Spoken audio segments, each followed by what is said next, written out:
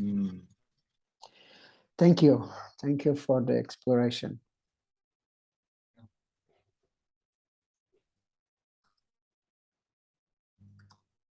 Can you see the sun in my background? Mm-hmm. Like this is this. It's a reflection from I don't know where, but it's actually like a. Ah, wow. You really enjoy this, seeing how the Earth is moving by looking at the at the pattern on the wall.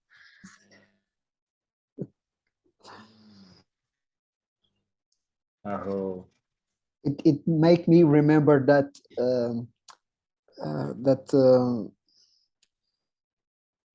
buildings in ancient buildings that druids built for the sun goes in Great Britain.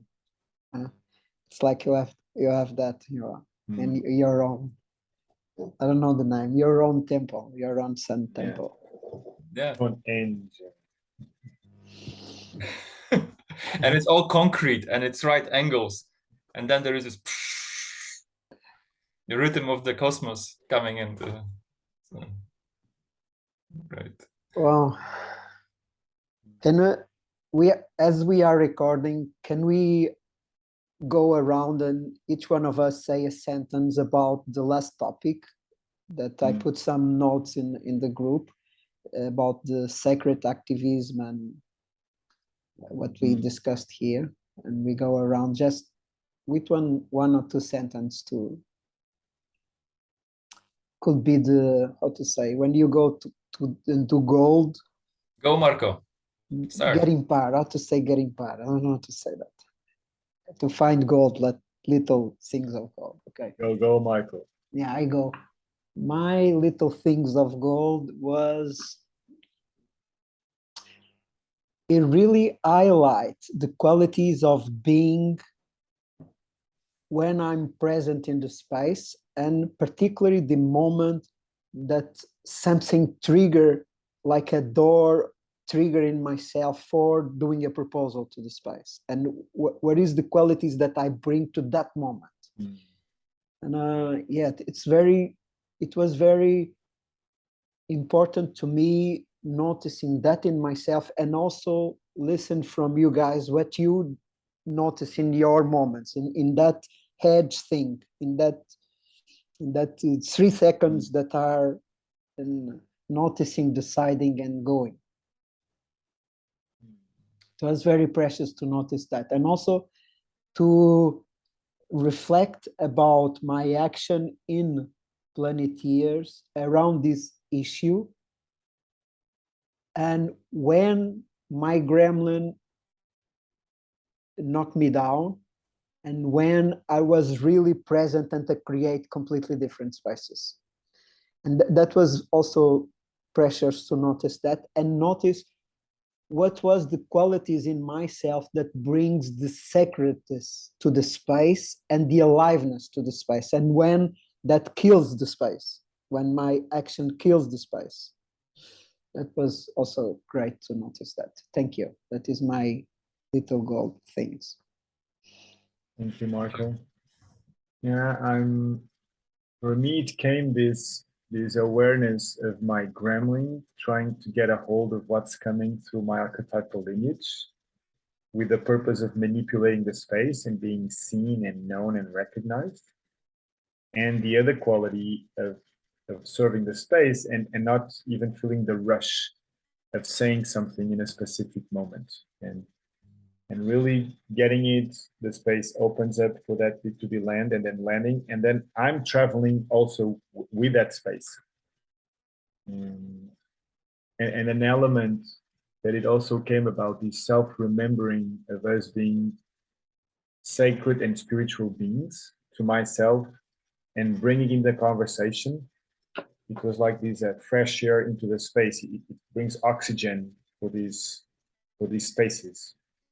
It nurtures this self-remembering that you also brought much in. And the last thing was about the distinctions and the different results of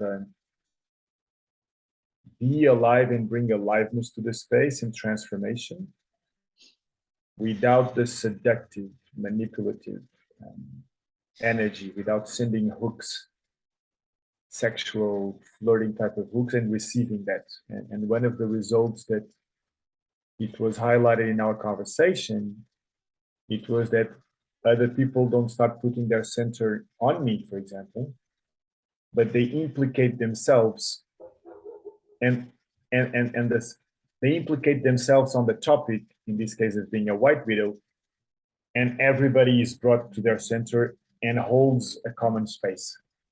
And then other people start sharing. So for me, it's this different result of how the white widow second phase is serving the space and as being vulnerable to nurture, like dying into the space. So the space becomes alive from our death in front of other people, my death in front of other people.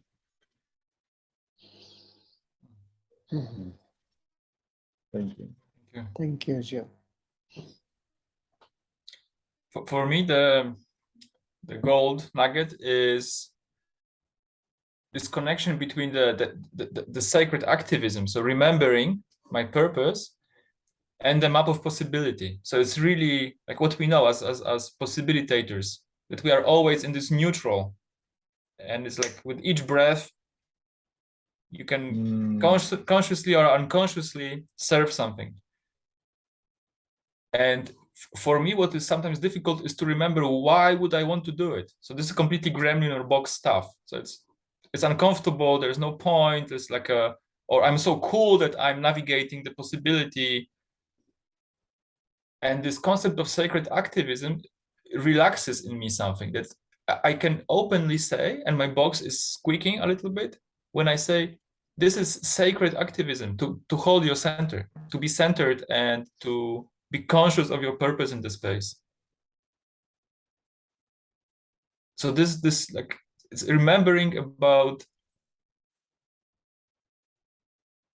the sacred. And it's not about me being a possibilitator or a regenerate or whatever. It's really about walking a sacred path. And the sacred path happens to be the path of being centered and conscious of the purpose I serve. This is my way of expressing my service to the sacred. And this is something that is really liquefying for me right now, I noticed. And when I was listening to your sharings about the situation from the conference, it was really about remembering that it's not about me as a box. So this is what I take. Thank you. Thank you, Mathieu.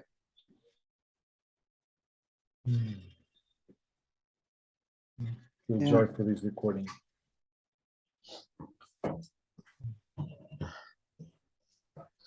Let's go for topic 2. Check. You want to open it? Okay. So so this will be a resourcing session, basically. Yes. How much time do we have for that?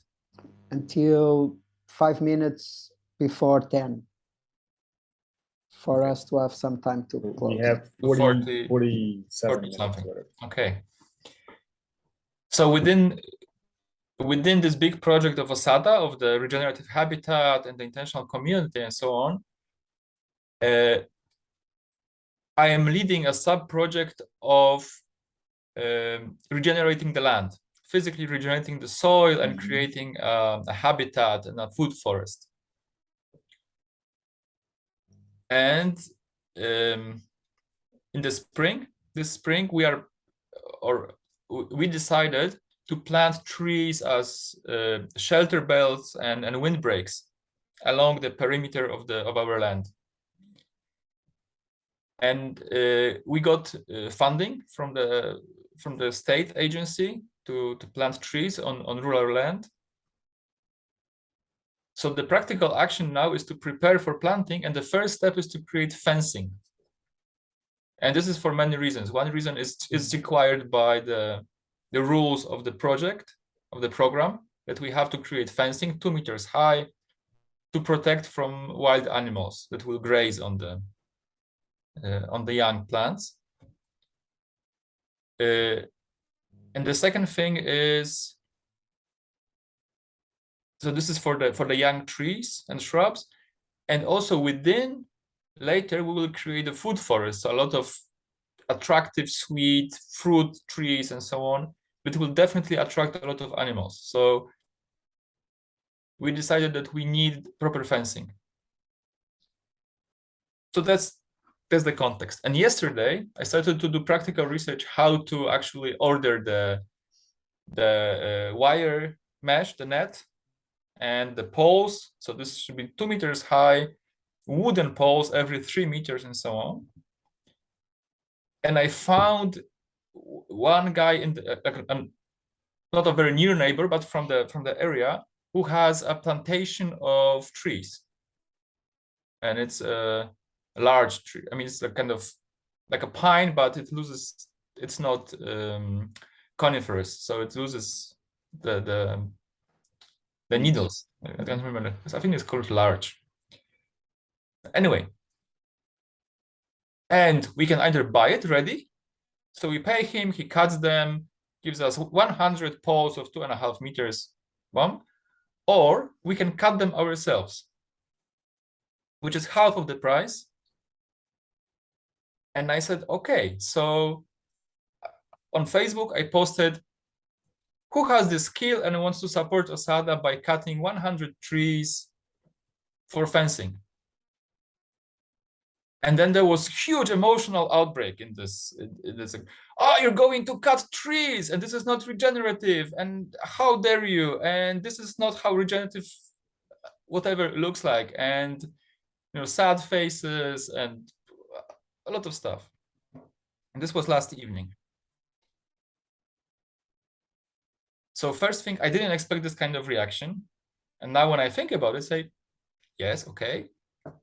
But also there's this potential of bringing a difficult topic, like bringing this piece of reality, what we do with trees and how we use material, and into the space. So I would like to do some more resourcing. What is the potential in this very moment for in the context of the regenerative habitat or regenerative project that we are creating in Osada?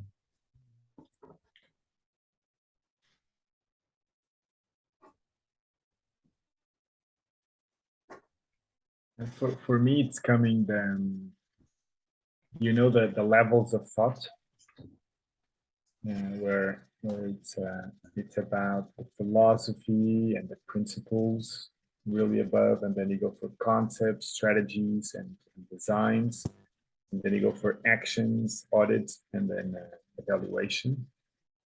And one of the things I've noticed is that a lot of the times we have a bit of a notion of the philosophy and principles, and then we try to jump into the actions. What action best supports that?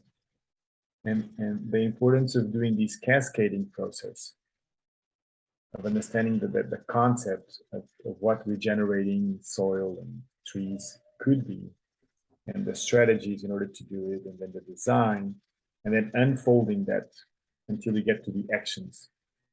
And so for me, what it's coming is potentially this gap within the team and the communication for other people, or the involvement of other people.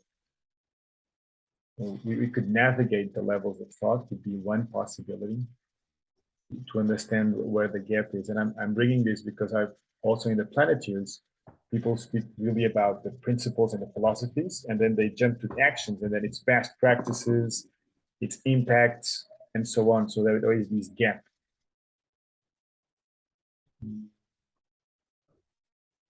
And that's what's alive in me. What came alive in me was, from one side, I'd like to hear you talking with your emotions about what happened, because it landed in me as an intellectual thing, and I didn't feel your heart talking about what happened, and I sense some fear, some anger, and some sadness there, but I don't know what is about, and I'd like you to talk a little bit about that with your emotions about what happened,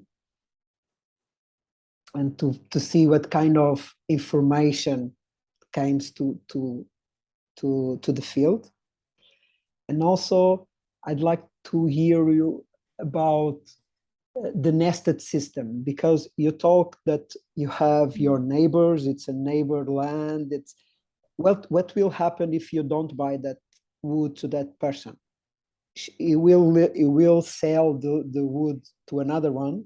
What is happening in the neighborhoods, and how are you making part of the ecosystem? Is you buying to the other guy a way of connecting, a way of coming together, a way of creating relation and reciprocity there? It's an open way. It's just an instrumental way. It's just business.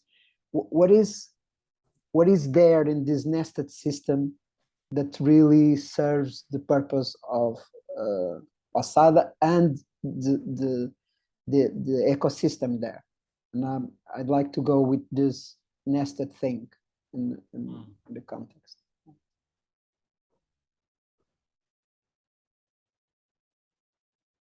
So the answer to the second question is, this is, for now, it's transactional. So he just wants to sell this, and he will sell it anyway. It's advertised, and he doesn't care.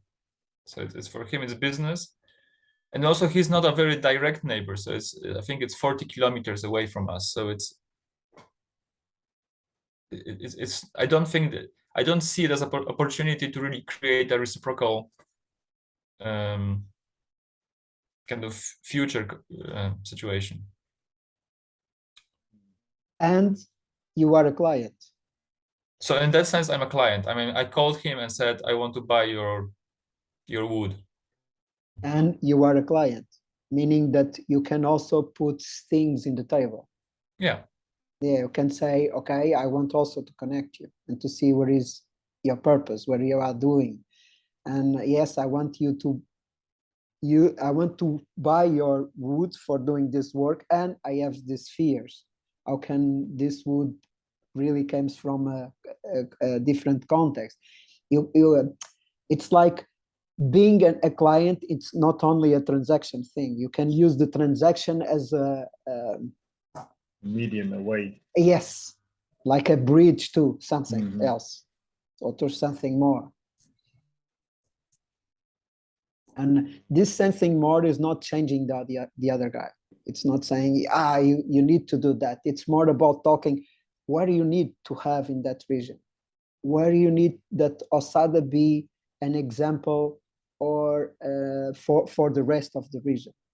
What could happen in this transaction that is really connect with your essence and the essence of Osada? That is, for me, the question.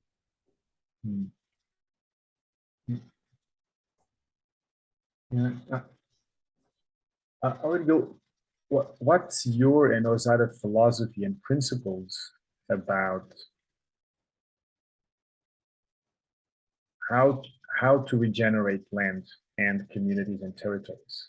Are there some part of the philosophy and principles that would bring some clarity about fencing or not fencing, using cutted roots that comes from this or that place, or this type, also to bring clarity for whatever comes next in the chains of decision making?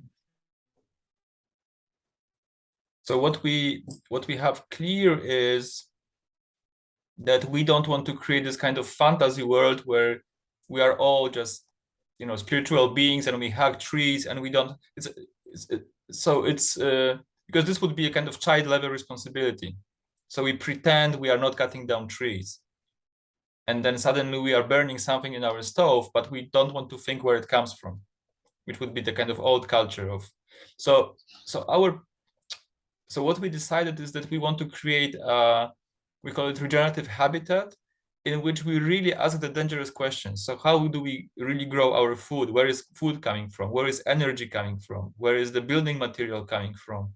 And can we create a model where our presence supports human beings, so we can really live there. Maybe in voluntary simplicity, but our needs are met and we can consciously navigate our needs. And at the same time, it creates abundance and biodiversity for all other beings, including the soil and the forest and so on. So this is about really looking, and it's a consciousness work, really. So it's also about feeling the pain of cutting down a tree. So for example, when we were cutting trees in our land, just removing dead trees, we celebrated being in contact, and then we still remove the dead tree. And part of planting these trees right now is for us to have building material and maybe also fuel in 20 years' time. So it's about being part of this, of the cycle.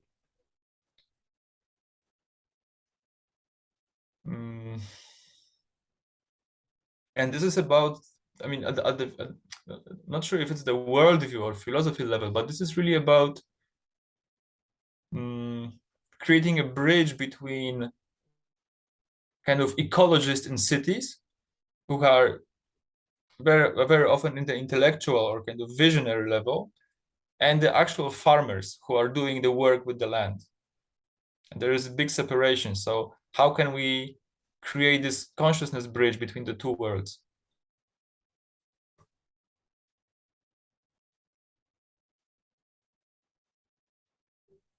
And we decided that we fence at least part of the land, because it came with discussions with many specialists that nothing will grow, and not many things will grow if we don't fence it.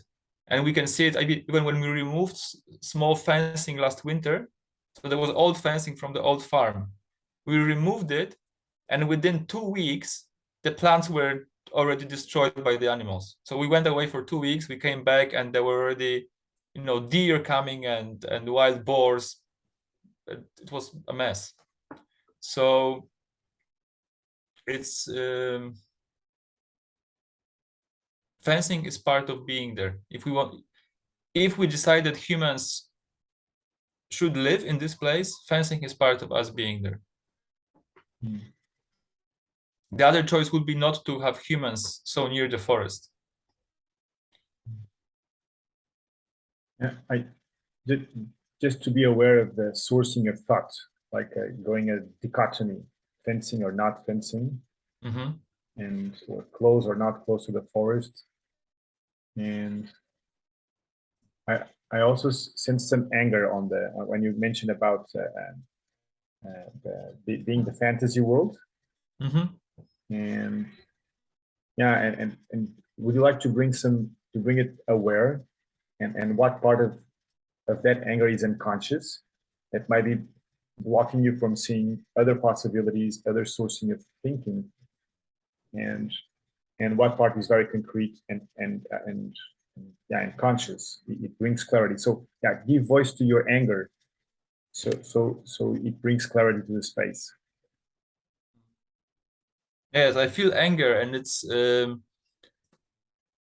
anger at a lot of talking without taking risks of action.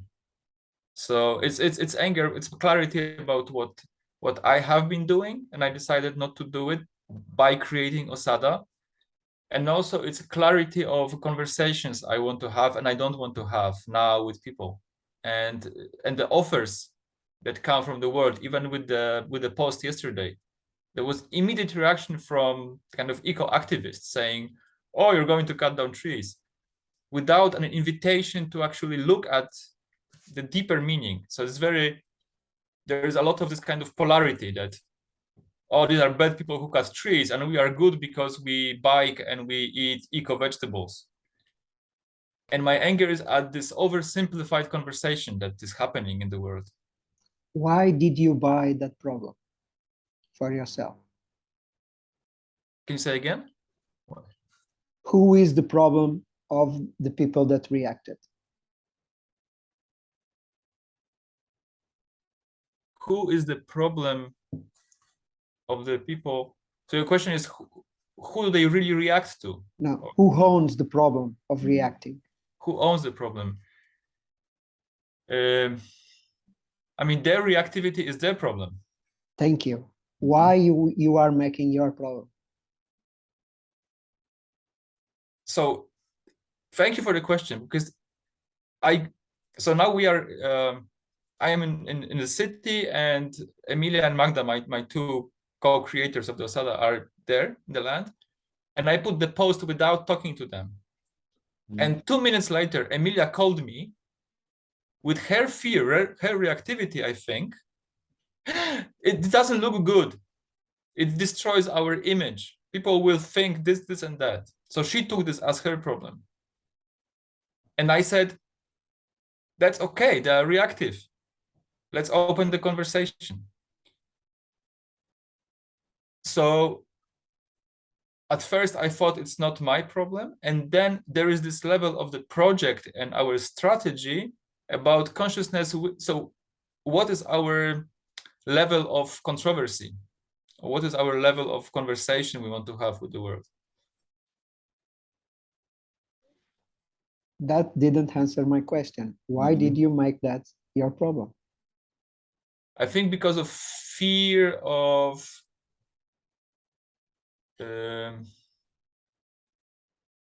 I think there's this need to look good and be liked as a project. So there is this, can we do it so that there is no controversy? I think it's part of the shadow of me and also of the project, maybe.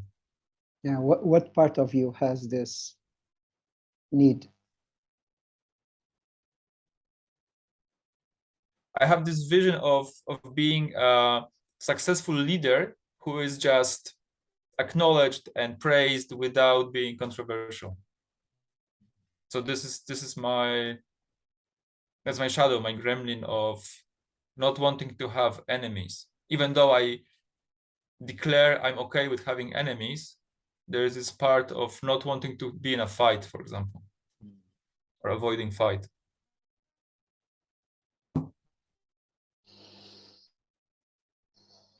Thank you, Maciek. And in your sharing, you also mentioned a bit of anger, but it was another feeling when you said they could have wanted to know more, like why we are doing it, or something about wanting them that instead of reacting, they would behave in a different way of trying to know you more or go in another type of conversation. And do you notice where that places you?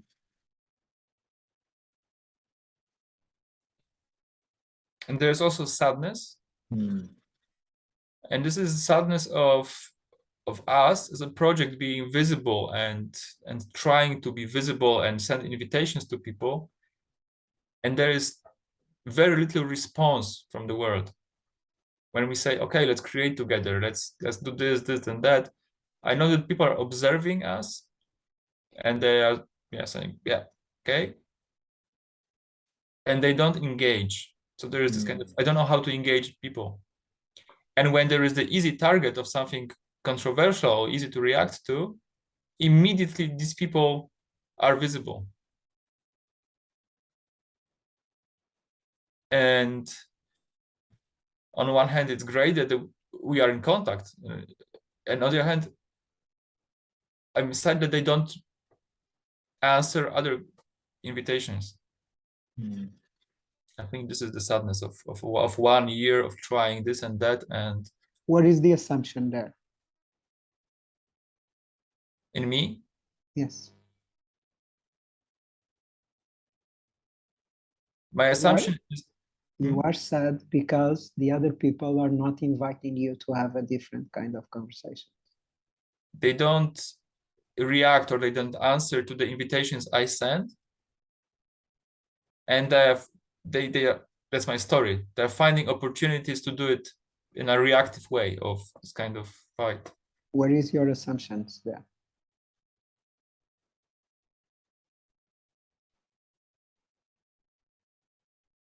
That they don't want to have a different conversation. that I'm talking, that the people who wants to have a conversation, who wants to have a different conversation. I want to have a different conversation. Okay, where is the assumption? Why the conversation is not happening? A different conversation is not happening. Because they don't want to have this conversation. You have the assumption they don't want to have this conversation. Yeah. And my assumption is that they live in a comfortable world of fantasy in which they don't have to change anything, and this conversation would be dangerous, so they are avoiding it. This is exactly the story I have. Who makes the invitations for that conversation to happen? Well, sometimes I do. Who hold the space for the conversation? I do. What kind of proposals of offer did you make for holding the space for that conversation?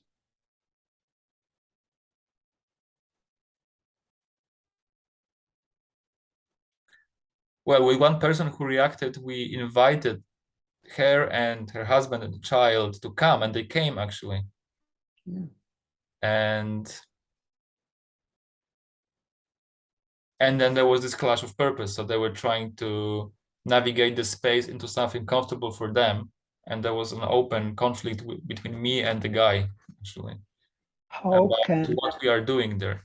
How can you, as someone who wants to have different conversations with this larger community, really hold the space for a cultural conversation that you don't give your center away like you are doing with these assumptions and with pushing the responsibility to the other, but maintain your center in your culture,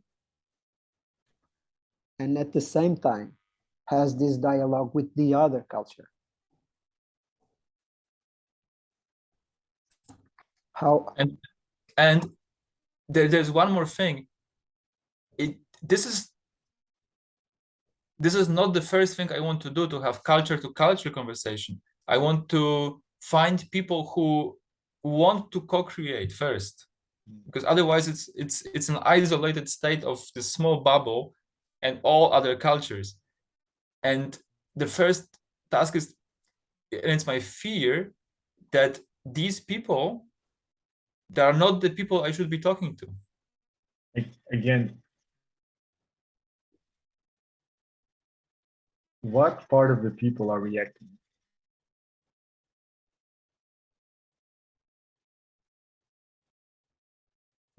What? What do you mean, what? What part of the person is reacting and trying to be right at you that you're going the wrong way? Well, the box and the gremlin, the unconscious part. So the question is how to create a team of people who are, and these are people who are conscious of their reactivity. I mean, they are, self-development people, spiritual, and so on. So it's not that they don't know it. It's just for some reason Is there an assumption that these people don't have boxes and gremlins because they have development, this kind of work and clarity and distinction? I have an expectation that they will decide not to use them. Okay. And I think this is my sadness, really. Now I'm touching the sadness that that these people are not choosing to take a breath and actually find something different. So it's either they don't contact us at all, or they use reactivity for contact. And how can your sadness right now inform you to create another field?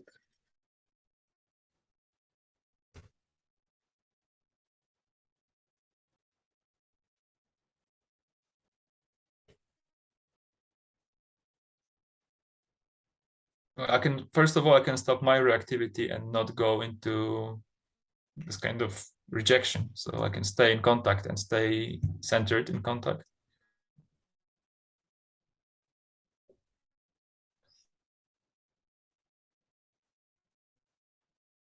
And also there is this and it's a longing in me. I mean, this sadness is really contacting me with this, with the longing for the team, for a bigger community of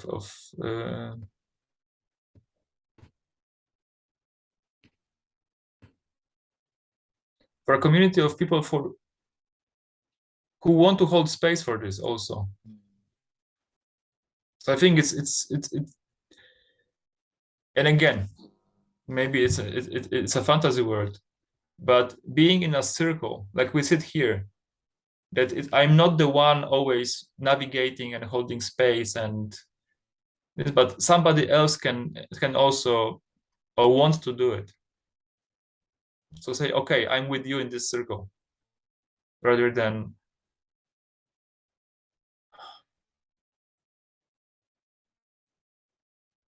so I think this is my sadness really.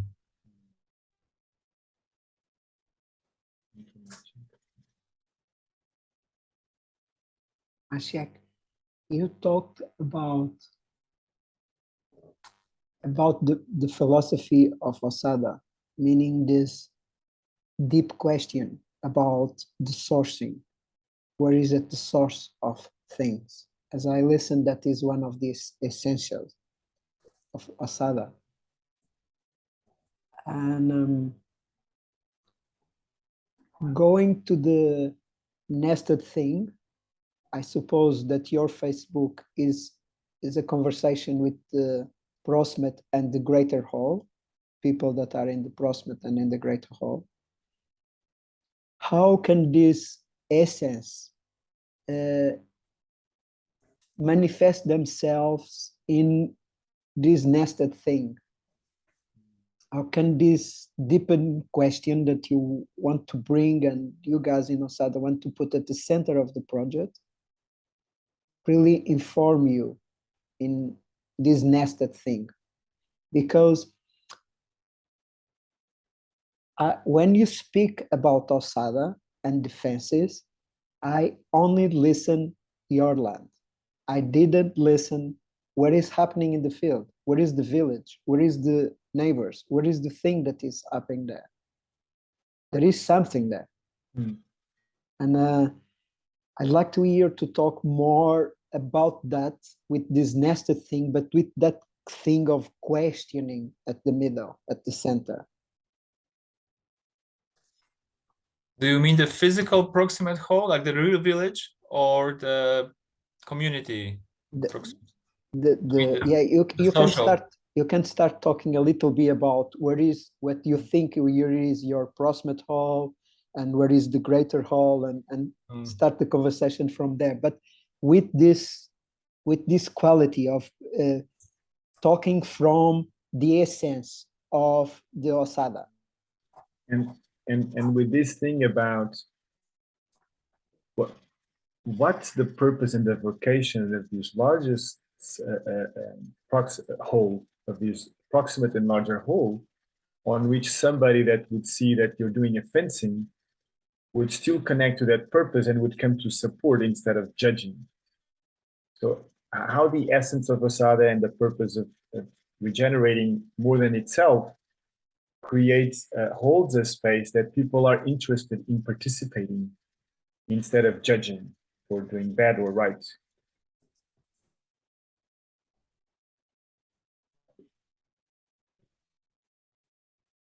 So one reflection I just had was that over the last, I think, 6 months, over the summer, we shifted from this kind of building a group that co-creates more into, oh, there is a project happening, and then we communicate to the world. So it's about the kind of image, but these people in the proximate hall, many of them, they don't have kind of physical interaction with the project. So maybe there is this kind of, we are trying to entertain people or actually seduce people, and then they react as clients, and this is not working. And this is a deeper question that I have never answered really, is what is the proximate whole at the social level of the project. So, by the way, with the physicality, our neighbor is already involved, and he will be helping us, and we are getting trees for him, and this is working. And our another neighbor already directly to me wrote, "Yes, I have a chainsaw, and when can we start? So I want to go with you for an adventure." So there is this relationship thing is working. And at the social level on Facebook or in the world, it seems that our proximate whole is still our people from the kind of self-development or possibility management or whatever workshop kind of, or even the kind of spiritual people, the kind of modern hippie, you know what kind of people I mean.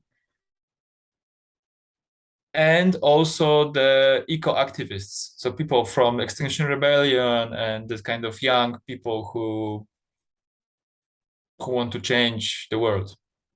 So these are the two groups.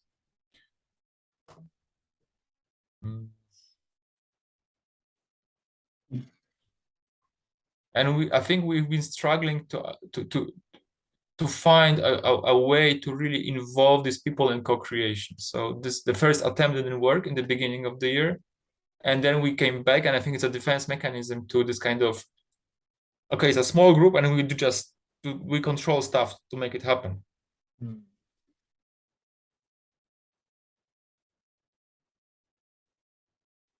And one, for example, one thing we tried in the beginning of the year was sociocracy, to create a circle. So, for example, if you have an opinion about the way we are fencing, join the circle and find a solution. So this would be a one way of really involving people, and it didn't work with the group at the beginning. And now maybe it's time to go back to this kind of participatory. Yeah, I'd like to bring an image that came when you're talking about as the group and then we communicate outside. Energetically, I sense a fence. And now a physical fence manifested to protect whatever. For me, it's coming with that as well. People that are nearby, like that family, it's sensing another type of fence. That's what came to me. And I would like to share here. Are you okay for me to share a framework? Yeah. For me, it's interesting to navigate. Marco, can you allow me to share? I don't know if it's co-host or whatever. Let me check that. I'm learning. Yeah, I'll navigate, and I'm interested also on supporting you navigating this framework. And for me here, it's going to be really interesting because it